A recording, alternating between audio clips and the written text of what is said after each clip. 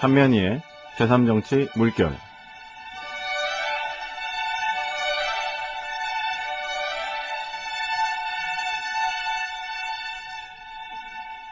네, 오늘 제3정치 물결 세 번째 시간입니다. 저희가 지난 시간에는 한국의 보수주의에 대한 제3정치의 평가와 전망에 대해서 이야기를 나누었습니다. 한국의 우파 정당인 한나라당과 MB정부에 대한 정치 철학적인 분석, 그리고 제3정치의 어떤 부분이 이 부분과 충돌이 되는지 같이 한번 살펴보는 시간이었고요. 오늘은 한국의 진보주의에 대한 제3정치의 평가와 전망을 해보는 시간을 갖도록 하겠습니다. 특별히 한국의 진보정당이라고 볼 수 있는 우리 통합진보당과 그리고 민주통합당에 대한 이야기 진행하겠습니다.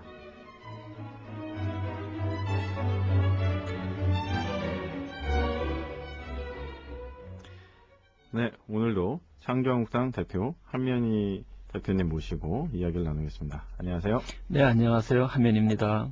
네, 벌써 세 번째 시간입니다. 지난 한 주간에도 참 많은 일이 있었던 것 같습니다. 부러진 화살이라고 하는 그런 영화도 개봉을 했고, 또 통합민주당 경선에서 한명숙 대표가 당선도 됐습니다. 또 강노현 교육감, 저희가 첫 시간에 좀 다뤘었는데요. 강노현 교육감 1심 판결도 났는데요. 네. 정말 할 얘기가 많은 것 같습니다. 네, 그렇습니다. 네. 먼저 부러진 화살에 대한 이야기는 좀 들으셨죠? 네, 들었습니다. 네. 뭐 영화를 보진 못했습니다만은. 네. 네. 근데 부러진 화살은 이제 검찰이나 네. 또는 이제 법원과 같은 이제 이 부서가 권력기관화 되어 있고 판사들도 그에 따른 판결을 하고 있다는 것을 잘 드러낸 사건이 부러진 화살. 그리고 거기에 등장하는 것은 석궁판사 아니겠습니까? 그렇습니다. 네. 그 석궁판사의 경우에는 그 재판에 임하는 판사가 굉장히 권위적이고 고압적으로 네. 사실은 임함으로써 진실을 보기보다는 네. 자신들의 예를 들어 선입견과 그다음에 이제 권위적 문제의식에 의해서 부당하게 판결을 내리게 되고 네. 그런 것들을 이제 원칙주의자인 네. 이 주인공 이제 이 김모 교수죠. 가 사실은 울분을 토하면서 화살까지도 준비를 했었는데 실제로 화살을 쐈던 건 아니라는 거죠. 그런데 그렇습니다. 그것이 마치 화살을 쏜 것처럼 증거가 조작되고 그럼으로써 이 피의자에게 사실은 도가 넘는 죄를 묻게 되는 그런 점에서 정의를 넘는 불공정한 판결의 사례가 아니었는가라고 생각이 됩니다. 네, 그렇습니다. 저는 그 영화를 봤는데 결과적으로는 이제 사학재단의 어떤 문제를 재판하고 그리고 또 임용에 관련된 부분을 다루면서 사실 부당하게 판결된 부분이 있더라고요. 그러니까 그 사학재단과 같은 학교 출신의 판사가 그 사건을 맡음으로써 이분의 어떤 재임용이 부당하게 이제 된 것이 원인이 됐었는데 제가 쭉 이렇게 보니까 결과적으로는 이 사법부가 자신들의 권위에 대해서 도전한 부분에 대해서 아주 기분이 상해서 어떻게 보면 법리를 떠나서 사실 이미 결론을 내놓고 아예 재판에 임한 게 아니냐 그러한 메시지를 아주 강하게 전달받을 수가 있었습니다. 예, 그 점은 그 김모 교수의 경우 이 사학재단에 따른 이 본인의 행보와 관련해서 약간의 이제 해석을 달리하는 측면이 있습니다. 영화니까 영화는 상대적으로 이제 주인공을 미화하게 되겠죠. 영화 그대로의 모습이었다고 보여지지는 않고요. 다만 이 김모 교수가 원칙을 중시하는 사람이었던 것은 분명한 것 같고요. 네. 다만 이제 원칙이라 하더라도 원리주의자처럼 말하는 방식이 있고요. 그 원칙을 중시하되 이제 다른 구성원들과 이제 의논하면서 그 합리적으로 또 풀어야 되는데 이 판사 석궁 사건의 주인공은 이제 원리주의적 측면이 좀 강했던 것 같고요. 네. 그러나 그분이 이제 보여주고자 했던 기본 신조는 이제 대체로 그 온당했다고 여겨집니다. 근데 네. 문제는 이런 것들을 바라다보는 재판부의 시각이 어떤 거냐에 따라서 네. 판결이 매우 상이하게 나게 되겠죠. 예. 그 점에서는 재판부의 권위적 측면이 너무 많이 들어갔었다라고 네. 말할 수 있고요. 그거에 반해서 사립학교와 관련되어진 쟁점이 옛날에도 많이 있었습니다. 네. 민주화운동 시기였을 겁니다. 부산 동의대 사건을 제가 명료하게 기억하고 있는데 예. 그 당시 동의대가 영문과 김창호 교수라는 분한테 성적을 변조해서 합격시킬 것을 요구하게 되죠. 사실 그런 요구를 받게 된 교수로서는 어처구니 없을 거 아닙니까? 그렇습니다. 그래서 거부하게 되고, 근데 그 다음에도 똑같은 요구가 또 주어졌어요.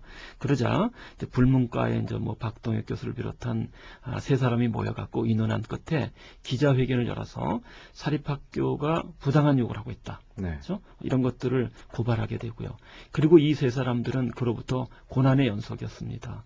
이 세 사람들은 학교로부터 해직당하고, 네. 그리고 그 해직의 부당성을 알리기 위해서 법원에 제소했는데 그 당시 법정은 원고 승소 판결, 그래서 복직을 명령했었어요. 네. 그런 판결은 이제 정의로운 판결이라고 말할 수 있죠. 그렇습니다. 문제는 복직을 서류상 시켜놓고 또 이 사학재단이 사립학교법에 예를 들어서 약점을 이제 이렇게 한계를 이용해 갖고 제명을 또 탈락시켜 버린 겁니다. 네. 그러니까 이런 경우에는 법원이 정의로운 판결을 내리는 경우도 있고, 네. 그런데 이 부러진 화살의 경우에서 보듯이 석궁 판사는 정의와 거리가 먼 판결을 내렸다고 보여집니다. 네. 공교롭게도 그 영화가 개봉한 다음 날 광노현 교육감 1심 판결이 났습니다. 네, 그렇군요. 그래서 어떻게 보면은 국민들의 여론이 이거 이 곽교육감 판결 문제가 많다. 이제 거의 이런 분위기로 가면서 지금 이제 부러진 화살 영화도 지금 점점 네. 아마 지금 설 연휴에 최고의 흥행작으로 올라갈 것 같은 그런 느낌이 나고 있는데요. 네. 광노현 교육감 문제 저희가 다뤘지만 1심 판결 어떻게 보십니까? 네, 그 1심 그 선고가 있는 재판정에서 처음부터 끝까지 저는 있었습니다. 네. 일단 제 소회를 먼저 얘기하자면은 1심 판결의 김영두 재판장은 이제 현재의 실정법 선상에서 이제 문제를 비교적 공정하게 보려고 했다고 저는 아주 좀 높은 평가를 줘도 되지 않겠느냐라는 생각을 갖기는 합니다. 그러나 김영두 예를 들어 재판장의 한계이면서 또 현행 실정법이 갖고 있는 한계가 이 사건에서 명료하게 나타난 거 아니냐라고 여겨집니다. 그러면은 유죄 판결을 내리긴 했지만 계속 광노현 교육감은 무죄를 주장하고 있기 때문에 결과적으로는 이제 이게 끝까지 다퉈봐야 되는 문제가 아니냐 이렇게 보거든요. 네, 그러니까 이제 이 재판정이 일단 그 대가성을 인정했지만 네. 그 돈을 준 동기에 대해서는 순수성을 또 수용해 갖고 이제 벌금 3천만 원 선으로 사실은 이렇게 이제 결과가 어쨌든 나오게 된 것이죠. 네. 근데 이때 주목해야 할 것들은 먼저 이 재판정이 돈을 집요하게 요구했었던 박명기 교수에 대해서는 네. 검찰이 구형한 3년형을 그대로 받아서 네. 3년 실형을 내렸어요. 네. 그러니까 김영두 이 재판정에서는 그러니까 그 사악한 동기에 의거한 행위에 대해서는 엄벌을 내렸다라고 말할 수 있고요. 반면 이 재판정은 그 광노현 교육감이 친구 강경선 교수 뭐 사실 그분의 경우는 교수사회에서 그냥 그 기독교적 성자에 버금가는 분이라고 이제 표현할 정도인데, 이분이 갖는 예를 들어서 이 선한 동기의 권유를 광노현 교육감이 또 그 가치를 사실은 귀하게 여기기 때문에 네. 수용해서 받아들인 것도 상당 부분 수용했다는 거죠. 그래서 이제 실형이 아닌 아마 그 제일 약한 벌금형을 어쨌든 내린 것으로 여겨집니다. 그래서 동기는 그러니까 동기라는 측면에서 재판장이 사퇴를 본 것은 온당한 접근이었다. 네. 그리고 특히 이 재판장은 공판, 예를 들어서 이 법정주의라고 해서 공판 속에 그 피의자들의 권리를 존중하면서 진실을 보려는, 그래서 충분한 예를 들어서 발언 기회를 줬다는 점에서는 굉장히 모범적으로 평가해도 좋을 듯하긴 합니다. 네. 그러나 여전히 실정법, 그러니까 그거는 공직선거법이 갖는 한계가 있습니다. 예. 요 부분과 연루되어서 재판장이 사실은 조금 더 명민한 판결로까지 갔어야 되는데 네. 그 단계로 올라가지 못한 것이 네. 한계라고 여겨집니다. 네. 아쉽지만 1심 재판은 벌금형인데 어쨌든 이게 확정이 되면은 당선 무효가 되기 때문에 결과적으로는 소를 제기한 측의 어떤 의도가 반영이 될 수밖에 없는 아직까지는 그런 구도다 이렇게 좀 보여집니다. 그렇죠. 네. 네. 근데 이제 거기서 조금은 더 볼 필요가 있는데, 그 선한 동기를 수용하되 대가성, 즉 2억 금품 수수에 대한 대가성을 인정함으로써 3천만 원 벌금형을 때리게 되는데, 그 이유는 결과적으로 그 행위가 선거 문화를 타락시키는데 일조했다는 점에서 이런 유죄 판결을 내린 거거든요. 네. 그 대목을 좀 자세히 예. 사실 살펴보는 것이 정말 제3정치의 대두 가능성과 네. 사실은 연결될 수 있다라고 네. 여겨집니다. 네. 먼저 그 재판정도 광노현 교육감이 사전에 몰랐다는 것은 그대로 수용합니다. 그래놓고서 사후에 알게 돼서, 그리고 나서 돈을 줬다. 그리고 사후에 알게 돼서 돈을 줬는데 결과적으로 선거문화 타락에 일조했기 때문에 유죄 판결 내리지 않을 수 없다. 이런 논조인 거거든요. 여기서 이제 두 가지가 이제 어쨌든 쟁점화될 수 있는데, 네. 하나는 사전에 모르고 사후에 그것도 도덕적으로 선한 동기에 의해서 준 것이 대가성이라고 말할 수 있겠느냐. 예. 사실은 대가성이라고 말할 수는 없는 거거든요. 그렇습니다. 대가라고 말할 때는 사전에 인지한 상태에서 주겠다고 약속하고, 그리고 사전에 약속한 동기에 의거해서 줬을 때가 대가성이지, 그렇습니다. 사전에는 모르는 상태에서 네. 사후에 들여다봤더니 어쨌든 도움을 받았는데 공경에 빠져 있더라. 네. 방치했을 경우 사실 굉장한 어려움, 네. 사채업자로부터 그렇죠. 빚독촉을 받고 있고, 또 강경선 교수님 예를 들어서 이 심리적 느낌으로는 방치했을 때 자살로 갈 수도 있겠더라는 네. 느낌이 들었어요. 자살로 사람을 죽게 내버려두는 것은 사실은 그 분위기를 아는 사람이라면 방치해서는 안 될 일이거든요. 그렇습니다. 이것을 절절하게 느낀 분이 안 되겠다. 이건 돈을 줘야 되겠다. 주려면 빨리 줘야 되고, 있다면 가능한 한 많이 줘야 네. 된다. 이런 거죠. 이거는 그죠? 그야말로 이 선한 사마리아인 성경 속에 네. 이제 그런 태도로, 그리고 우리가 그런 태도는 가지면 가질수록 그런 사회는 좋은 사회거든요. 그렇죠. 그런 동기에 의해서 그래, 네 말이 맞아. 그죠? 친구 강경선, 네 말이 맞아. 라는 그저 마음가짐을 광노현 교육감은 갖고 있었던 거거든요. 예. 그런 선상에서 줬다면 이거는 대가성이 아니라는 거예요. 예. 바로 요 대목에서 네. 우리는 그쵸? 실정법이라는 법이 갖고 있는 정의와 네. 그 다음에 제3정치, 네. 사랑과 인애를 중시하는 이 정치 구조 속의 법이라면 예. 사실은 그 간격은 좁혀지게 돼요. 만일 그쵸? 제3의 사랑의 정치가 구현되는 사회에서는 광노현 교육감의 행위는 그쵸? 아름다운 미덕의 증진이라는 사회가 목표하는 바에 부응하기 때문에, 예. 그리고 대가성도 없는 것이기 때문에 마땅히 부재일 수밖에 없다라고 네. 저는 보는 겁니다. 그렇습니다. 그런 점에서 아마 이제 이렇게 항소라고 하나요? 를 통해서 이제 최종 대법원에서는 무죄 판결을 기대하고요. 네. 그렇게 된다면은 한국 사회는 정말로 아름다운 사회로 갈 거다라고 여겨지는 것이죠. 네. 저도 꼭 그렇게 끝까지 정의가 살아있다는 것을 우리 재판부에서도 꼭 보여주기를 기대해 봅니다. 예를 들자면은 하나 더 얘기한다면은 네. 친구지간에도 이런 일들이 비일비재하게 빚어지는데 정말 가까운 친구라면 네. 친구를 보니까 친구가 곤경에 빠졌어요. 이 곤경에서 벗어나게 하기 위해서 친구가 예를 들어서 선한 동기에 의해서 무엇인가를 제안하고 그 제안을 따랐어요. 근데 결과가 좋을 수도 있지만 때에 따라서는 나쁘기도 하잖아요. 네. 근데 결과가 나쁘다고 해서 너 잘못했어 라고 말할 수는 없거든요. 네. 나는 네가 선한 동기로 그렇게 나한테 제안한 것을 고맙게 생각해. 결과는 좋지는 않을 수 있다 하더라도 그럴 네. 때 선한 동기는 결과와 무관하게 선한 것 그 자체로 예. 평가해야 한다는 예. 것이 대철학자 칸트의 시각이고요. 예. 그렇죠? 그런 이 선한 동기에 이루어지는 사회는 제3정치가 시구하는 아름다운 사회. 그렇죠? 그런 점에서는 저는 무죄가 나올 수 있고 또 나와야 한다라고 봅니다. 네. 저도 기대해 보겠습니다. 이제 좀 오늘 본론 좀 이야기를 해보겠습니다.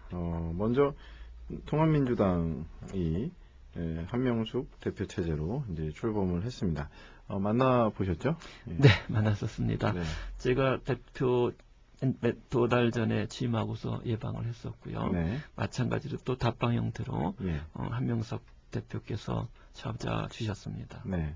어떠셨습니까? 무슨 좀 말씀 좀 나누셨습니까? 뭐 일단 한 대표님께서는 MB 정부가 국민에게 절망을 가져다 줄 정도로 정책적 과오를 이제 극심하게 벌이게 되는 데 대해서 통탄을 하면서 네. 민주당이 이제 이렇게 주축이 돼서 네. 어쨌든 그런 사회를 바꿨으면 좋겠다 하시면서 또 어쨌든 민주화를 도모하는 이제 예를 들어서 그 반한나라 네. 범민주화 진영이 힘을 합세해서 금년 4월 총선도 이겼으면 좋겠고 12월 대선도 이제 국민을 따뜻하게 하는 이제 정부 출범으로 네. 가져오면 좋겠다라는 말씀을 서로 주고받았습니다. 네. 공교롭게도 두 분이 다 한시시라서 두 분의 한 대표님이 오셨습니다.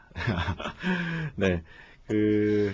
근데 그 뒤에 또 조금 아쉬운 것은 네. 그렇게 대표 예방을 하시고 나서 며칠 있다가 민주당하고 한나라당이 석패율제를 그렇죠. 이제 또 도입하겠다는 아마 약속을 한 것 같습니다. 네. 근데 이것이 외견상으로는 한나라당의 경우에는 호남에서 한돌 당선자를 낼 수 있고 또 역으로 이제 호남의 텃밭인 또 호남의 지역성을 갖고 있는 민주당에서는 영남에 진출할 수도 있는 그런 점에서는 뭐 지역 색깔을 낮춰주는 것처럼 착시 효과를 보여주긴 합니다. 네. 근데 그런 것들의 실제 내용을 본다면은 그 여야 즉 한나라와 민주당의 그 중견 네. 중진들이 사실은 중진들을 구제하는 약간의 꼼수가 섞인 정책이다. 근데 네. 이것이 가져다주는 문제는요. 예.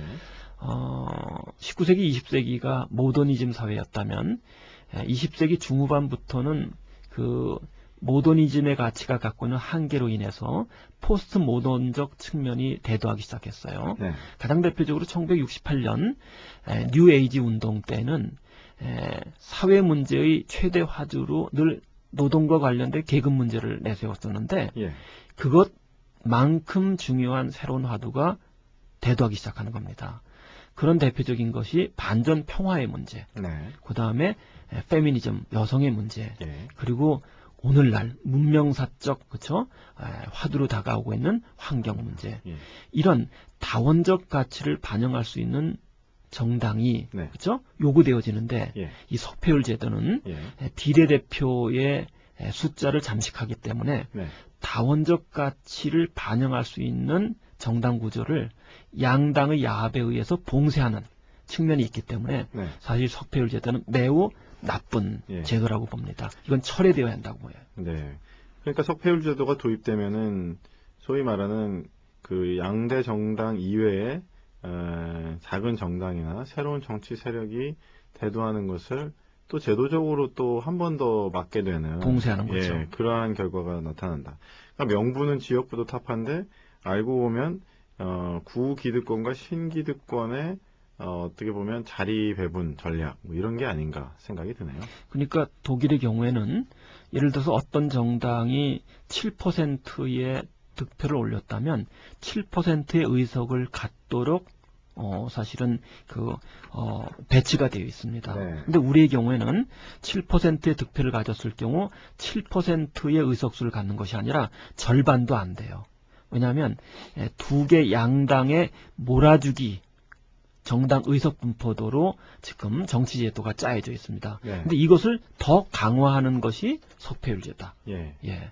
그 점에서는 석패율제를 철폐해야 할 뿐만 아니라 네. 독일식과 같은 방식으로 네. 이제 그 국민의 득표에 비례하는 방식으로 의석수가 늘어나도록 네. 오히려 비례대표가 그렇죠? 절반 이상으로까지 네. 사실은 확장될 필요가 있다고 네. 생각을 합니다. 예. 국민들의 다양한 의견을 그것이 반영될 수 있는 정치 구도가 돼야 되는데 현재로서는 그러한 구도가 잘 안 된다. 네. 특별히 지금 그 양당 지지율이 합쳐서 지금 50%가 안 되고 있지 않습니까? 그렇죠. 그러면은 대다수의 국민들께서는 양당 정치가 한계에 이르렀다고 판단하고 계신 것 같은데 양당에서는 그것을 인정하지 않으려고 굉장히 애쓰는 모습이 보여집니다. 그건 비유한다면 네. 국민인 소비자가 예를 들어서 생선 가게를 갔어요. 네. 보니까 한쪽은 좀 냄새가 날 정도로 부패한 유형의 생선만 그죠? 생선 유형만 있고 또 한쪽은 뭐 신선하지는 않지만 뭐 그럭저럭인 생선들이 있는데 둘 가운데 고르라라고 말하면 국민의 예를 들어서 그 선택권을 제약하는 거거든요. 사실 네. 그 옆에 보면은 많지는 않지만은 신선한 생선들이 일부 제3지평에 놓여 있거든요. 네. 이런 신선한 예를 들어서 생선도 국민에게 사실은 고를 수 있는 방식으로 이제 이 정당의 그렇죠? 이 선거법은 전 개정되어야 한다 네. 보입니다. 그렇습니다. 최근에 좀 말이 많은 것 같습니다. 통합민주당 경선 결과를 보면서 여론이 도로 열린우리당 아니냐 이런 얘기를 많이 하게 되거든요. 네. 이제 조금 더 나가 본다면은 열린우리당과 친노 세력에 대한 국민들이 양가적 감정이랄까요? 공과 과가 있는데 그 부분에 대해서 좀 이야기를 해야 될 때가 된 것 같습니다. 네. 먼저 이번 이 민주당이 네. 민주통합당, 뭐 약칭 민주당으로 역사적 맥락은 같죠. 네. 차이가 있다면은 과거에 이 제야민주화 세력이 수요를 했던 것처럼 네. 이번에는 시민사회 세력이 또 수혈됐다는 점에서 차이는 있긴 합니다. 네. 그러나 기본적으로는 그 정책 철학의 색깔을 과거 민주당이 가졌었던 것처럼 불분명한 상태를 유지한다면 물론 부분적으로는 한나라당이 약간의 좌클릭을 하니까 또 중도 예를 들어서 우쪽 선상에 놓여 있는 민주통합당이 사실은 진보하고 보수하고 막 섞여 있기 때문에 예. 그냥 평균적으로 말한다면 중도 요게 또 약간의 좌클릭으로 가면 중도 중정도나 네. 이렇게 가겠죠. 중도 좌로 가거나 예. 이런 행보를 취하는데 여전히 한나라당은 자유주의 가치를 절름발이를 만들고 있고 네. 또 민주당도 사실은 그 평등적 측면을 좀 중시는 하지만 네. 제3정치가 주창하는 예를 들어서 정책적 색깔을 인지하지 못한다면 네. 여전히 도로민주당, 도로열린우리당 예. 형태로 이행할 소지가 있다고 여겨집니다. 네. 제2정치 세력이라고 이제 말씀을 하시고 있는 진보 정당, 진보주의, 진보 세력 이 부분에 대해서 좀 역사적인 의미에서의 정의와 지금 현재 한국의 진보 정당과 또 민주당이 갖고 있는 한계가 뭔지를 한번 좀 이야기를 해봐야 될 것 같습니다. 네, 그 진보 또 좌파 이런 말들을 우리 사회에서 많이 쓰고 있지 않습니까? 그럴 때 진보는 저는 세 가지 범주로 나누는 게 가능하다. 첫째는 물리적 진보로서 이것은 이제 사회 속의 물질적 생활 여건이 개선되고 있다. 네. 그렇죠? 이런 것도 진보라고 말할 수 있을 거예요. 네. 그다음에 두 번째는 규범적 진보인데, 규범적 진보는 의식이나 사회 제도가 그릇된 것에서 옳은 것으로, 그렇죠? 바꾸려는 이제 시도라고 말할 수 있을 거고요. 네. 그다음에 이제 정치적 진보는 능동적으로 정치적 변화를 도모하는, 예를 들어서 입장과 태도를 말한다고 말할 수 있죠. 네. 그런 점에서 본다면은 진보주의는 능동적인 사회 변화를 추동하는데, 그 어원학적으로는 진보나 또는 좌파는 프랑스 대혁명과 연관이 됩니다. 프랑스 대혁명 1789년 당시에 의장석의 오른쪽은 우파로서 예. 이제 기존의 이 계급적인 예를 들어서 이 입헌군 주제를 지지하는 입장이었었고요. 의장석의 왼쪽에 앉았던 집단은 만인의 평등을 주창했다. 그 이후부터 사실은 좌파 또는 진보는 이제 형식적 평등을 넘어 실질적 평등을 가능한 한 구현하려는 입장이라고 말할 수 있습니다. 네. 네. 그렇습니다. 실질적 평등주의를 주창하고 있는 진보주의. 그것이 갖고 있는 순기능과 또 한계는 어떤 게 있을까요? 예, 그러니까 평등주의는 사회주의나 마르크스 공산주의로 이렇게 제도화되게 되는데, 그 자유주의하고 비교한다면은 자유주의는 시장주의에 의거해서 국가의 개입을 최소화하면서 인간 각자가 자기에게 이익이 되는 영리 활동을 하도록 추동을 합니다. 네. 이 과정에서 그 자유주의는 절차를 중시하는 반면, 이제 이 평등적 사회주의는 사회적 약자가 갖고 있는 권리, 즉 사회적 기본권이라고 하는데요. 그런 것들을 중시하면서 국가가 계획을 세워서 경제를 운영하고, 네. 그런 점에서 사회적 산물의 자산을 분배할 때 결과에 개입한다 하는 측면이 있죠. 요거는 장점과 단점을 갖습니다. 장점은 어떤 장점이냐면, 자유주의의 기본적 권리는 자유, 생명, 사유재산권과 같이 각자가 이렇게 구현하지만은 그 타인에 의해서 침해당하지 않을 성질의 권리만 사실은 수용하는 측면이 있고요. 네. 반면 그 평등적 사회주의는 이것 이외에도 또 다른 권리, 사회적 기본권이라는 것을 중시한다는 겁니다. 네. 예를 들자면 그 부모를 사실은 이제 예를 들어 빈농의 자녀로 태어났을 때 배를 골게 되고, 그리고 기아로 나락으로 떨어지게 돼요. 또 병이 났는데 병원에 갈 돈이 없게 돼요. 그리고 학교를 가야 되는데 초등학교도 입학할 상황이 못 돼요. 네. 그럼 이거 자유주의에서는 네가 부모 잘못 만나서, 그리고 네가 능력이 없어서 그건 네가 감내할 몫이다 라고 몰인정한 태도를 취하는 데 반해서, 예. 평등적 사회주의 입장은, 또는 사회민주주의 입장은 그럴 때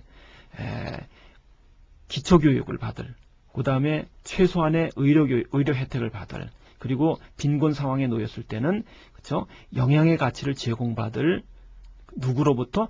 나 아닌 사회, 즉 정부나 국가로부터 받을 권리를 갖는다. 네. 그런 점에서 적극적 권리죠. 네. 이런 것들을 분별하고 이 권리에 부응하는 방식으로 다가간다는 점에서 평등적 사회주의는 휴머니스틱, 즉 네. 인도주의적 측면이 강하다라는 장점이 있고요. 예. 그런데 이제 몇 가지 한계나 약점이 있습니다. 그 한계나 약점은, 예를 들자면 소비에트 체제 속에서는 이 사회를 인간 개인처럼 유기체로 보면서 유기체인 사회를 개인보다 우선시하게 되죠. 이런 경우 사회를 위해서 소수 약자가 받는 불이익이나 피해를 당연한 것으로 간주하는 경향이 있어요. 네. 이렇게 되면 전체주의의 폐해로 흘러가게 됩니다. 네. 항상 이런 그 평등적 사회주의는 전체주의 폐해로 흘러갈 과오를 범할 수 있어요. 네. 그건 과거 소비에트 체제에서도 나타났었고 지금의 북한 정권에서도 여전히 나타나는 과오다라고 말할 수 있고요. 그 다음에 이제 또 다른 하나는 이 평등주의를 정책으로 사실 채택했을 때 강점도 있지만 그것이 약점이나 정책적 한계로 나타나는 경우도 많았고요. 네. 그런 예를 들어서 사례들은 심지어 그 이 노무현 정부에서도 예. 다수로 발생을 했었습니다. 네. 그런 거에 비춰보면 자유도 평등도 필요하지만 이건 넘어서서 제3의 정치로 말하고자 하는 네. 사랑이라든가 박애라든가 인의 자비가 그렇죠? 왜 정치적으로 요구되어지는지를 예. 아마 비교해서 확인하는 것이 가능할 수 있다고 여겨집니다. 네. 그럼 본격적으로 한국의 이 정치 세력이라고 할 수 있는 민주당과 진보당에 대해서 좀 이야기를 나눠보도록 하겠습니다. 네. 민주당 같은 경우는 우리 김대중 정부, 노무현 정부를 계승한 그러한 정당인데요. 김대중 정부가 갖고 있었던 정책적인 특징과 한계는 어떤 게 있나요? 일단 그 정치적으로 소외받았던 호남을 네. 지역기부 안으로 한 정당의 출현은 이제 지역적 색채를 많이 약화시켰다는 점에서 네. 그런 정부 들어선 것은 한편으로는 반갑고요. 또 김대중 정부는 뭐 잘 알려져 있는 것처럼 다분히 예를 들어서 긴장과 적대성으로 사실은 대립했던 남북 관계를 그 화해 평화 모드로 적극 바꿨다는 굉장한 기여 몫이 있고요. 또 김영삼 정부 때 드리웠던 이제 이 외환위기 사태를 어쨌든 극복해냈다는 장점이 있고요. 근데 여전히 김대중 정부가 갖고 있는 한계였다면 무엇보다도 이제 자식과 측근들의 비리를 네. 들 수 있겠고요. 예. 근데 이 자식과 측근들의 비리는 그 호남을 지역 기반으로 한다라는 말의 의미는 영남을 지역 기반으로 한 한나라당이 늘 지역 이기주의하고 정치가 결탁됨으로써 부패, 부정으로 이행하는 것처럼 뭐 김대중 정부나 노무현 정부의 민주당도 그 점에서는 예외가 아니었다. 네. 다만 정도의 차이는 있겠죠. 네. 이쪽은 굉장히 극심했고 저쪽은 상대적으로 덜했다. 근데 덜했다는 것하고 그렇죠? 없다라는 것하고는 다르거든요. 네. 그리고 그것이 구조화되어 있기 때문에 네. 우연히 발생한 사건이 아니라 네. 구조이기 때문에 앞으로도 계속해서 발생할 수 있다. 네. 그 점에서 민주당은 여전히 한계를 갖고 있다. 네. 말할 수 있습니다. 그렇습니다. 그래서 이제 그 지역 구도를 좀 깨보려고 어떻게 보면 열린우리당이라고 하는 새로운 정당이 실험적으로 나왔다가 결국은 해체되고 다시 민주당으로 가는 그렇죠. 그러한 정치사적인 또 일종의 에피소드라고 그럴까요? 그런 게 그렇죠. 이제 발생했는데 여기에 대해서는 어떻게 또 평가하시는지요? 일단 그 호남 지역성을 띈 민주당에서 이 지역성을 떨쳐버리려는 열린우리당의 시도는 저는 옳았다고 네. 보여집니다. 네. 근데 이제 도로 돌아간 데에는 한 두 가지 요인이 있는데 하나는 호남이라는 지역성을 떨쳤더니 선거 국면에서 한나라당에게 밀려버리더라라는 네. 이제 현실적인 이제 문제가 있고요. 두 번째는 그럼 왜 밀렸느냐? 이 본질적 요인을 전 볼 필요가 있다는 거예요. 네.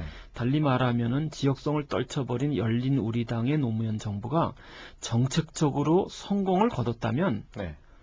도로민주당으로 가지 않았어도 됐다는 거예요. 예. 그런데 정책적 성공을 거두지 못했다는 거죠. 네. 그 이유는 제2 정치 세력이 중시하고 있는 평등주의에 따른 정책적 접근이 예. 한계를 보이게 되고 네. 실제로 그런 과오를 보여줬기 때문에 지지를 못 받게 된 거죠. 네. 그런 대표적 사례 중에 하나가 저는 노무현 정부 때 국민들의 분노를 자아낸 부동산 정책이 바로 그런 것이 아니었겠느냐라는 생각을 해봅니다. 네. 노무현 정부에서 굉장히 집중적으로 다뤘고 또 큰 뜨거운 이슈를 불러일으켰던 것이 바로 그 부동산 정책이었는데 좀 더 구체적으로 좀 말씀을 해주시죠. 네, 그러니까 그 부동산과 관련해서 집값이 뛸 조짐을 이제 보이게 되자 네. 거의 3년 동안 20차례 이상의 부동산 정책을 내놓습니다. 네. 근데 정책을 내놓으면은 집값의 고삐가 잡혀야 되는데 잡히기는커녕 역으로 뛰기 시작했거든요. 네. 그럼 주된 이유가 뭐냐? 네. 제가 볼 때는 평등주의적 시각으로 본다면 부동산이 띄므로써 부자가 이익을 보더라. 그렇다면 부동산 이익을 보는 불로소득 이걸 징계해갖고 그렇죠? 종합부동산세를 걷어들여서 달리 말하면 세금 폭탄을 부자에게 떨어뜨려서 네. 고삐를 잡겠다. 네. 요게 그 평등이 불평등으로 이행되는데 사회적 강자인 부자에게 징계하는 평등주의적 정책 시각으로 다가갔던 겁니다. 네. 그랬더니 예를 들어 세금에 따른 예를 들어 부가가 어떻게 돌아오느냐면 전세금 그쵸? 반영되고 네. 집값 올라가는 것으로 반영이 돼 버리는 거예요. 전세값이 상승하니까 집값도 또 밀어버리고 뜨게 되고요. 네. 이렇게 해서 계속 그쵸? 약효가 먹히지 않는 형태가 돼 버린 거죠. 네.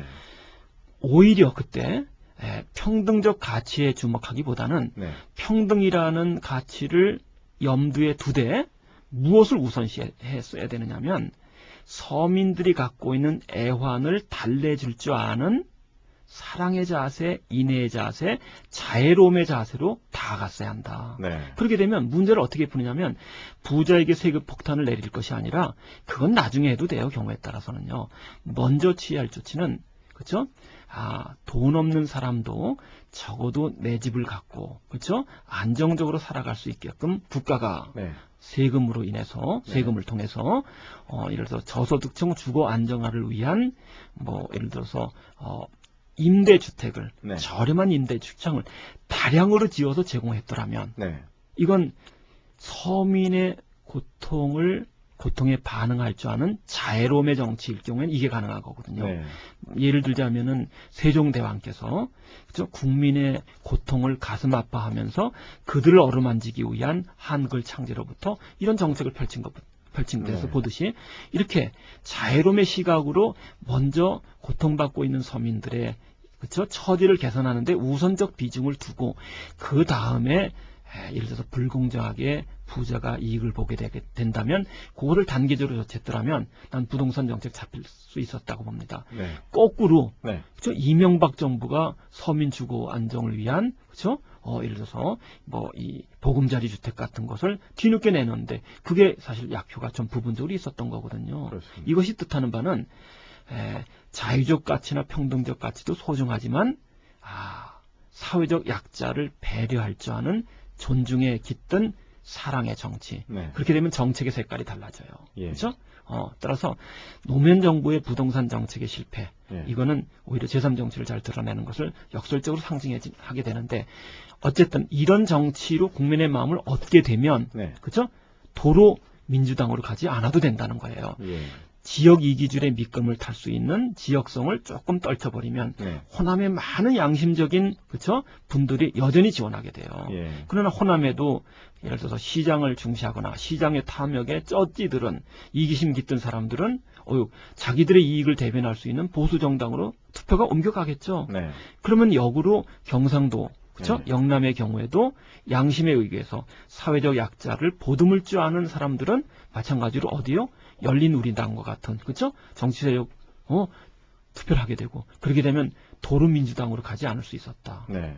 이것이 뜻하는 바는 이제 예를 들어서 축약하자면은 지역 이기주의를 떨치려는 시도는 좋지만 평등적 가치 넘어설 필요가 있겠다. 그렇습니다. 예, 이것을 저는 드러내는 사건이라고 말할 수 있습니다. 네.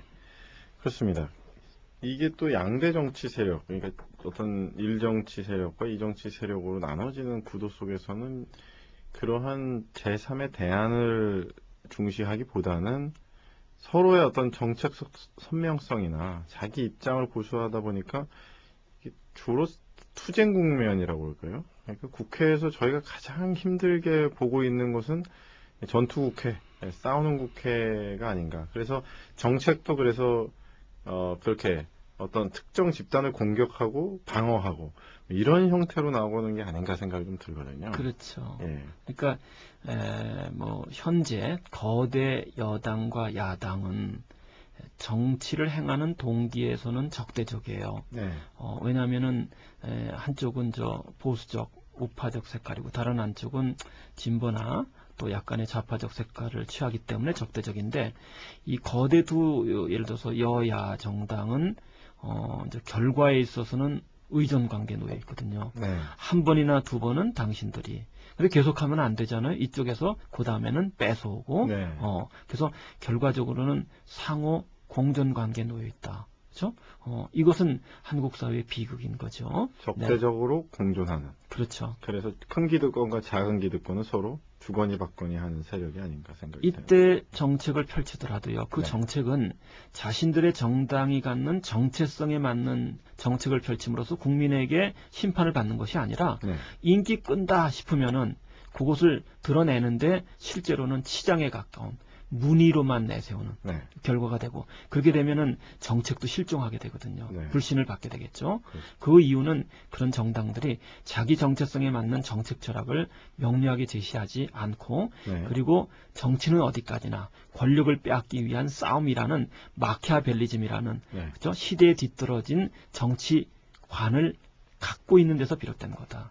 이건 넘어서야 한다. 네. 그래서 정치 철학을 명료하게 천명하면서 정책을 일관된 선상에서 내놓고 국민의 지지 여부에 따라서 그 색깔을 조금씩 변화를 주더라도 이렇게 가는 것이 정상인데 네. 그렇게 해오지 않았던 것이 네. 국민들의 불만을 낳은 거고 이 불만이 2011년도 네. 서울시장 선거와 관련해서 안철수 쏠림 현상으로 나타난 것이고 예. 그건 2012년 새벽두인 지금도 여전히 그렇죠? 유효한 거 아니겠습니까? 네, 그렇습니다. 진보당 같은 경우는 제2정치 세력군에 들어가기는 하지만 또 한편으로는 그 존재감이 많이 약하고 또 뭔가 국민들의 마음을 사기에는 많은 좀 한계가 있지 않느냐 이런 좀 생각이 좀 드네요. 예. 네. 이제 고정과 관련해서 그 어원학적으로는 진보는 좌파하고 결탁되어 있긴 합니다. 네. 그런데 프랑스 혁명 이후에요. 그런데 그 소비에트의 그 이 볼셰비키 혁명 이후에 이제 진보에는 사실 이데올로기적 색채가 입혀지면서 네. 한국 사회가 영향을 받게 되고 그에 따라서 진보와 좌파 개념에 부분적으로는 공통되면서 부분적으로 차이가 드러나게 됩니다. 네. 예를 들자면 이제 민주통합당, 민주당을 우리가 진보정당이 아니라고 말하지 않습니다. 네. 즉 진보정당의 범죄는 포함시켜요. 그러나 민주당을 좌파정당이라고 말하지는 않지요. 네. 이에 반해서 그 통합진보당 또는 그 전신인 민주노동당은 좌파 정당이라고 말해도 아마 크게 무리는 없을 것 같아요. 네. 그 점에서 그 한국적 그쵸 이 정치적 맥락에서는 진보와 좌파가 같이 또 약간 따로이라는 개념적 측면을 갖고 있다라고 말할 수 있고요. 네. 민주통합당의 경우에는 이제 창당 때 실제로는 그 평등의 가치 그리고 이제 민족 통일의 가치를 이제 아주 중시를 하게 됩니다. 그리고 노동자 이 계급성의 바탕을 둔 정당으로 나아가겠다라는 점에서 계급적 정당의 측면을 이제 적지 않게 아마 들이웠습니다. 네. 근데 이런 시도는 그 일정하게 이제 의미 있는 측면이 있어요. 그거는 이제 진보나 좌파도 동일하게 되는데, 네. 그 점은 자유주의하고 조금 비교한다면은, 네. 자유주의에서는 자유를 최우선 가치로 하면서 평등은 형식적 평등으로만 네. 둡니다. 반면 진보나 좌파는 이 형식적 평등은 현실 속에서는 불평등으로 나타난다는 거죠. 네. 실제로 누구는 태어나고 보니까 재벌가의 자녀로 태어났어요. 예. 근데 누구는 빈농의 자녀로 태어났거든요. 그리고 경우에 따라서 어떤 사람은 장애를 갖고 태어나는 경우도 있지 않습니까? 이럴 때 그 태어난 사람들이 온당한 자격을 갖고 그렇게 태어났다라고 말하면 안 되거든요. 이런 방식의 태어남은 사실상 온당한 특성이 아니라 우연성이라고 말을 해야 돼요. 근데 이 우연성이 지배되는 사회는 건강한가? 우연성이 지배되는 사회가 건강치 않으면 바빌론의 제비뽑기 사회를 상정해 보면 알 수 있습니다. 네. 이 바빌론의 제비뽑기 사회에서는 그 사회에서도 통치자가 필요할 거고요. 그 다음에 이제 관료, 공무원이 있어야 될 거고요. 또 의사도 필요할 거고요. 반면 농사짓는 농부도 필요하고, 그 다음에 이제 똥 풀어 다니는 똥포도 있어야 될 거고요. 경우에 따라서는 노예도 있을지 모릅니다. 자, 이때 사회 구성은 모두에게 형식적으로 평등한 대우를 해요. 그러면서 우리 제비뽑기를 합시다. 이렇게 가는 거예요. 그리고 제비뽑기를 뽑았더니 누구는 이런 통치자를 뽑았어요. 이 사람은 이제 불행 끝 행복 시작이죠. 근데 누구는 노예나, 그쵸? 똥 푸는 직업을 뽑았다면 이 사람들은 이제 인생이 온통 불행으로 그득하죠. 그렇죠? 바로 이런 형식적으로 평등하지만 우연성에 의해 좌우되는 사회가 바람직한 사회입니까? 전혀 아니거든요. 그런 점에서 진보와 그 다음에 좌파는 이 형식적 평등을 넘어서 실질적 평등에 좀 가까이 다가가려는 시도를 한다. 그런 점에서 본다면 인생 출발선상의 현격한 차이를 최소한 좀 교정을 하겠다는 평등주의적 조절과 배려를 기획한다는 점에서, 그렇죠? 예를 들어서 이 민주노동당이나 통합진보당의 역할이 요구되어지고 또 그런 역할을 수행하는 한에 있어서 건강한, 그렇죠? 저는 역할을 하게 된다고 보여집니다. 네. 그런데 이제 또 한계도 당연히 있겠죠. 그 한계가 결국은 이제 또 종북주의 논란, 우리나라가 이제 분단 국가이기 때문에 우리나라 국민들이 인식하기에 좌파는 빨갱이고 빨갱이는 북한을 지지하는 세력이다, 이렇게 오해하는 경우가 많이 있는 것 같습니다. 사실 저희가 지금 얘기했을 때 어떤 역사적 의미에서, 정치 철학적 의미에서의 좌파나 진보주의는 실질적 평등의 가치, 그래서 실제로 빈부의 격차가 났을 때, 또 기회에 박탈이 생겼을 때 그것들을 보완하고자 하는 세력들이 어떻게 보면 진보요 좌파라고 볼 수 있는데, 한국적 현상에서는 북한의 긍정적이면 다 빨갱이고, 그리고 뭐 이승만 정부나 박정희 정권에 대해서 부정적으로 얘기하면 빨갱이가 되는 그런 구도가 있지 않느냐. 그래서 지금 현재 진보당의 이 국민들의 절대적인 지지를 받지 못하는 이유도 그런 부분에 대한 의혹을 감출 수 없기 때문이 아니냐, 뭐 그런 생각이 드는데요. 네, 그러니까 북한을 바라다보는 시각은 뭐 크게 세 정도로 분류를 할 수 있다고 여겨지는데, 첫째는 북한을 고립시키고 왕따시켜서 스스로 몰락하는 것을 기대하는 집단. 이건 보통 보수 우파 집단이 이런 기대를 하고 있고요. 두 번째는 북한 정권에 대해서 매우 우호적인 예를 들어서 이념을 갖고 있어서 북한을 이롭게 하는 생각을 이렇게 좀 갖고 있는 집단. 이런 세력은 그러니까 평등주의 이념을 화석화되어진 이데올로기로 추정하는, 사실 그런 세력의 일부가 네. 이 과거 민주노동당에 조금 있었다. 아마 그런 것 때문에 북한을 추정하는 종북주의라는 노선에 휘말리게 된 것 같고요. 근데 제가 보는 한은 그런 종북주의를 갖고 있는 세력이 민주노동당이나 그 다음에 통합민주당에 그리 의미 있게 포진하고 있는 것 같지는 않아요. 예. 그런 점에서는 제3지평 세 번째 이 북한을 바라다보는 시각이 가능한데, 그 시각은 북한 정권 자체는 사실상 그 북한 인민들의 의사에 반하는, 예를 들어서 독재 정부라고 볼 수는 있겠죠. 근데 이제 독재 정권이라 하더라도 북한 주민을 우리가 인도적 관점에서 우리가 이제 존중한다면 가능한 한 남과 북은 동일 민족이기 때문에 민족이 평화로운 통일로 진행하면서 북한 주민들의 예를 들어서 인권이 개선되고 또 그들의 물질적 삶의 여건이 최소한 인간으로서 존엄한 삶을 살 수 있도록 배려하는, 그렇죠? 사랑의 자세로 다가가는 시각이 가능할 수 있겠다. 네. 요 세 번째 시각으로 간다면 예를 들어서 뭐 좌파 빨갱이라는 표현을 붙인다면 이거는 우파의 돈과 권력을 배타적으로 독점하기 위한 예를 들어 집단들의 그 자기 치부를 감추기 위한 타인의 굴레 씌우기, 타 집단의 네. 예를 들어서 이 전가 네. 이렇게 봐야 되겠죠. 그런 네. 의미에서 이제 더 이상 빨갱이 이런 표현은 나오지 않는 것이 한국 사회를 성숙하게 하는데 기여할 거라고 보여집니다. 네. 그렇게 국민들의 어떤 시민사회의 의식이 올라갈 때 또 정치의 질서도 좀 더 바르게 잡히지 않을까 그런 생각을 해보게 됩니다. 정리를 해보면은 진보 정당의 가치는 유효하나 그것을 풀어나가는 방식에 있어서 일정 부분 한계가 좀 도래가 된다. 예, 거기서 진보 정당, 특히 예. 이제 좌파 정당의 경우에도 우리가 요점은 유념할 필요가 있다는 것을 지적하고 싶습니다.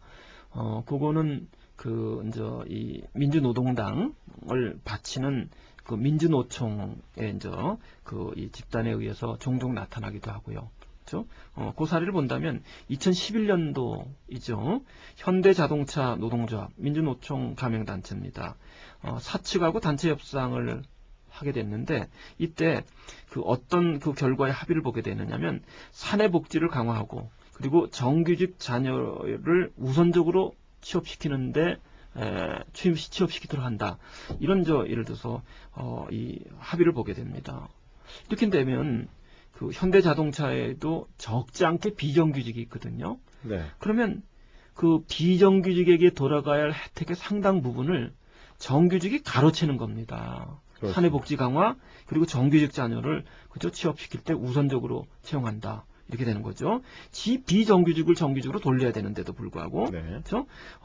이런 접근 방식은 이렇게 말하면 평등주의적 예를 들어서 이 집단이나 또 정당이 또 범할 수 있는 과오, 오류 중에 하나인 거죠. 왜냐하면 그들도 실제로는 자신들이 누리고 있는 예를 들어서 이 노동조합의 네. 예를 들어서 권한을 활용해서 예. 자신들의 이익을 도모하게 되는데 자신들의 집단이 아닌 쪽에게는 불이익이나 피해가 가는 것을 모른 채 하게 된다는 거죠. 네. 이것이 교정되려면 뭐가 필요하느냐? 정규직은 비정규직이 갖고 있는 압박과 서러움, 그렇죠? 그런 것들을 여전히 자애로움의 시각으로 봐야 한다. 그러려면 자신들의 사내 복지를 강화시킬 일이 아니라 자신들의 자녀를 우선적으로 채용토록 요구할 일이 아니라 비정규직의 정규직 전환을 요구하는 쪽으로 가게 돼야 한다는 겁니다. 네. 그런 점에서 역시 통합진보당도 제3정치의 목소리, 그렇죠? 예를 들어서 평등 넘어 사랑의 가치가 중시되는 그럴 때 정규직과 비정규직의 문제도 원천적으로 해결이 가능하다. 라고 보는 겁니다. 이것을 풀어나가는 방식이 계속 대결 구도. 그래서 뭔가 사측으로부터 뭔가 계속 얻어내고 그러면서 자기는 나누지 않고 사측이 더 내놔라. 정부가 더 내놔라. 이런 식으로만 하게 된다면 정규직과 비정규직의 문제가 계속 풀리지 않을 것 같단 말이거든요. 그렇죠. 그러니까 이 정치 세력이 갖고 있는 한계는 결국은 거기에 있지 않느냐. 이것을 인애와 사랑의 가치로 나눔과 공존의 시각으로 보는 것이 아니라 적대하는 계층의 몫을 뺏어와서 일단 자기 것은 나누지 않고 뺏어와서 다른 사람한테 줘라. 이런 이야기가 계속 좀 진행되는 것 같습니다. 지난 시간에는 일정치 세력으로 대변되는 보수주의와 한나라당, 그리고 오늘은 이정치 세력으로 대변되는 진보정당과 민주당에 대해서 이야기를 나누고 있습니다. 저희들이 이야기하는 것은 일정치 세력의 문제, 또 이정치 세력의 문제와 한계만을 이야기하는 건 아니죠. 그리고 결과적으로는 그 일정치, 이정치 세력을 부정하고자 하는 것이 아니라 그것을 보완하려는 제3정치가 필요하다. 지금 저희들은 요 이야기를 하려고 하는 겁니다. 그렇죠. 계승 발전시키는 네. 단계로. 네.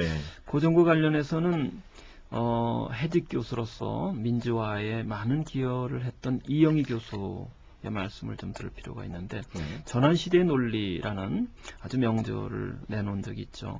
이분이 권위주의 정권이 물러난 뒤에 새는 이제 좌우의 날개로 비상한다라는 비유를 내세움으로써 제3정치가 자유와 평등의 중간 지점인 중도 선상에서 이제 한국 사회가 가야 되지 않느냐를 사실은 넌지시 시사한 측면이 있습니다. 근데 저는 이런 이영희 교수의 새가 좌우로 날게 되는 이 정치 지평은 뭐 오른쪽으로는 자유의 가치고 왼쪽으로는 평등의 가치겠죠. 근데 요거는 2차원의 그렇죠? 제3정치라고 말할 수 있다고 보여지고요. 근데 이제 제가 사실은 주창하는 제3정치는 2차원이 아니라 3차원의 제3정치라고 말할 수 있는데 그것은 앞서 말씀드린 것처럼 한편으로는 왼쪽으로 뭐 예를 들어서 평등의 가치, 오른쪽으로는 자유의 가치, 그리고 이것을 부정하는 것이 아니라 이것을 아우르고 조율할 수 있는 이제 미덕을 상징하는 사랑의 가치. 네. 인의 가치, 그 다음에 자비의 가치, 이것을 그쵸 제도적으로 구현할 수 있도록, 그래서 이기심은 위축되고 미덕이 커갈 수 있도록, 그쵸? 그런 미덕 함양의 정치가 사실은 그 역할을 할 때 3차원의 진정한 의미의 제3정치 지평이 열릴 수 있다고 네. 보입니다. 예, 그렇습니다. 그러면 예를 들어 제3정치가 추구하고자 하는 부분이 어떻게 하면 1정치와 2정치의 한계, 예를 들면 정책적 한계들을 보완할 수가 있을까요? 그거는 이제 자유의 가치, 평등의 가치를 염두에 두되 자유와 평등의 토대적 원리로서 사랑, 그 다음에 인애의 선상에서 닿아가면 풀릴 수 있다. 네. 예를 들자면 노무현 정부 때 야기됐었던 부동산 정책을 부자에게 세금 폭탄, 이런 것은 후순위라는 거예요. 네. 즉 불평등 시정은 후순위고요. 네. 우선순위는 그쵸? 사랑의 자세로 보면 집 못 갖고 있는 사람들의 그쵸? 주거로 인한 불안정, 그죠? 이런 것들을 해결하는 것이 우선이다. 네. 그렇게 되면 그죠? 예산 갖고서 집을 예를 들어서 저렴한 비용으로 지을 수 있는 임대주택을 다량으로 짓는. 네. 그러면서 이제 부자들이 불로소득을 보였을 때 거기에 세금이 후순위로 이렇게 정책이 우선순위가 정해지면은 그때는 사회가 건강하게 갈 수 있다고 여겨지고요. 네. 그런 점에서 본다면 제3정피의 또 다른 가치 중에 하나가 환경 녹색의 가치거든요. 요것도 제3정치하고 선명하게 차이가 납니다. 일단은 제1정치인 예를 들어서 MB 정부는 4대강 사업을 하면서 막 우겨대요. 이게 녹색 성장이라고. 네. 사실은 자연스럽게 흐르는 강에 23조 원이라는 돈을 그죠? 때려 부어 갖고서 콘크리트로 이렇게 막 발라대면서 녹색이라고 우긴다는 거죠. 그죠? 회색인데. 그렇죠. 네. 사실은 녹색이기보다는 이 돈을 쓰면서 이 돈 떨어지는 그죠? 돈에 관심이 많았던, 그리고 녹색으로 위장하고 있는 것이라고 봐야 되고요. 그러면 제2정치 세력인 노무현 정부 때는 어땠는가? 골프장이 말도 못하게 늘어나게 됩니다. 예를 들자면은 김대중 정부 5년 동안 골프장이 33개가 승인이 돼요. 네. 그럼 노무현 정부 때는 몇 개가 늘어나느냐? 5배 가까이 되는 161개가 노무현 정부 때 골프장 승인이 됩니다. 어마어마하네요. 네네. 그 이명박도 따라하게 되겠죠. 네. 그렇죠? 이게 제2정치 세력은 평등의 가치만 초점을 맞추다 보니까 환경, 평화에 대한 가치는 상대적으로 등한시하더라. 네. 그럼 제3정치는 뭐냐? 환경, 녹색 문제를 풀기 위해서 자연을 대할 때 생명 애호심으로 대하는 겁니다. 네. 그냥 돈벌이의 대상인 자원이 아니라, 그렇죠? 생명 애호심, 자연을 사랑할 줄 아는, 네. 여기에도 제3정치의 가치인 사랑의 가치거든요. 네. 그럴 때 환경을 죽임으로써 우리 문명이 환경의 역습을 받는 사회가 아니라, 그렇죠? 자연과 친화적인, 네. 그렇죠? 그래서 자연과 상생할 수 있는 사회, 생태 사회를 가는 게 가능하다. 그러려면 역시 중요한 것은 제3의 그렇죠? 사랑의 정치. 네. 그다음에 지구 환경을 더불어 살아가면서 보호해야 할 공동선의 정치. 네. 이런 것들이 요구된다. 그렇습니다. 예. 국민분들은 이렇게 생각할 수 있겠습니다. 좌우가 균형을 이루면 되지 않겠느냐. 그러면 정치 질서나 세상이 좀 더 잘 되지 않겠느냐. 그렇게 생각하시는 경우가 있는데, 역사적으로 저희들이 살펴본 결과로서는 좌우만 가지고는 균형이 일어나기보다는 분쟁과 분열과 다툼이 더 많이 일어나더라. 그렇죠. 그렇죠. 이항적인 대립투쟁만 치열하게 야기되는데 예. 거기에 이제 제3의 사랑인의 박이가 들어서게 되면 조화를 이루도록 예. 유도하게 된다. 그래서 한국 사회가 질적으로 성숙된 단계로 갈 수 있다. 네. 이 주제는 아마 다음번에 더 네. 자세히 살펴보게 될 겁니다. 그렇습니다. 우리가 지금 계속 이야기하고 있는 핵심은 조화로운 정치 구도를 만드는 것이죠. 이것은 사실 국민분들의 열망이 만들어내고 있다. 전 그렇게 생각합니다. 그래서 이제 그 안철수 원장을 아이콘으로 한 어떤 그 신드롬, 이런 바람이 이제는 구체적인 형태로 실체화돼야 되는 지점에 이르렀다. 그럼 그 실체화되는 제3정치 세력은 과연 어떠한 가치와 어떠한 사람들로 구성돼야 할까? 그 이야기는 다음 시간에 하도록 하겠습니다. 네. 오늘 긴 시간 또 이렇게 나와주셔서 또 제2의 정치 세력, 또 진보주의에 대해서 열정을 갖고 말씀해 주셔서 대단히 감사합니다. 네, 국민 여러분 감사합니다. 다음 시간에 또 뵙겠습니다. 네, 설 연휴에 저희가 녹음을 하고 있습니다. 예, 설 명절 잘 보내시고요. 건강하시고 또 덕담 한마디 해주시죠. 설 명절이시니까. 네, 예, 이번 설 국민 여러분들 이제 우리가 고통스러웠던 지난 한 해 있고 이제 새로운 한 해, 이 한 해는 국민들이 행복한 사회로 가기를 원하고요. 그러려면 우리가 나 자신은 물론 이웃과 그다음에 동료 구성원에 대해서 우리가 존중과 배려, 그리고 우리의 마음가짐은 사랑의 자세였으면 좋겠다. 그러면 우리 모두가 행복해질 수 있을 것이다 라는 말씀을 드리고 싶습니다. 감사합니다. 네, 감사합니다.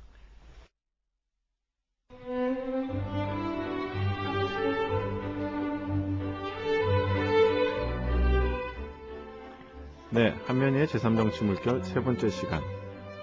어떻게 들으셨습니까? 점점 기대가 되시지 않습니까? 다음 시간에 제3정치의 실제적인 모습들 같이 그려보는 시간 갖겠습니다. 국민 여러분 행복하시고 다음 시간에 뵙겠습니다.